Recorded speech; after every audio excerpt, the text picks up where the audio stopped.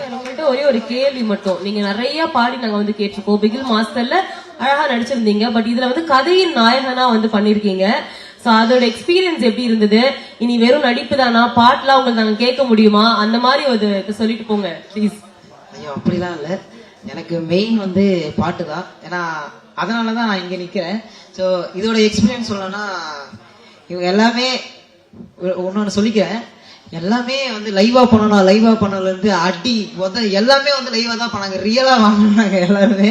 So அந்த அளவுக்கு ஒரு எப்படி சொல்றது, ரொம்ப நாள் கனவு. யாருக்குமே இவ்வளவு சீக்கிரம் வந்து நடக்கவே நடக்காது. நான் எல்லாருக்கிட்டையும் நிறைய பேர்கிட்ட வந்து சொல்லிட்டே இருப்பேன், எனக்கு வந்து எனக்கான ஸ்கிரீன் வந்து ஒரு நாள் ஓப்பன் ஆகுறானே, அந்த நாளுக்காக நான் ரொம்ப ரொம்ப வெயிட் பண்றேன் அப்படின்னு சொல்லிட்டு. அது இவ்வளவு சீக்கிரம் நடக்குன்னு நான் வந்து நினைச்சு கூட பார்க்கல. கடவுளுக்கு தான் நன்றி சொல்லணும். இது எல்லாமே நடக்கிறது வந்து கடவுளால் மட்டுமே. அதுக்கப்புறமா என்னோட அப்பா, எங்க அப்பா இங்க இருந்திருந்தா ரொம்ப ரொம்ப சந்தோஷமா இருந்திருக்கும்னு நினைக்கிறேன். இருந்தாலும் அவர் மேல இருந்து பிளஸ் பண்றாருன்ற ஒரு நம்பிக்கையில தான் இன்னுமா நான் வந்து ஓடிட்டே இருக்கேன். என் அம்மாக்காகவும் என் ஃபேமிலிக்காக மட்டும் தான் இன்னும் கூட நான் ஓடிட்டே இருக்கேன். எனக்காக இது வரைக்கும் நான் ஓடினதான் சாத்தியமே கிடையாது. முழுக்க முழுக்க எங்க அம்மாவை நல்லா பாத்துக்கணும் அப்படின்றது மட்டும்தான் இன்னும் கூட கனவுல இருக்கு. ஸோ அதுக்காக நான் வந்து பாட்டை விட்டுற மாட்டேன்னா கிடையாது.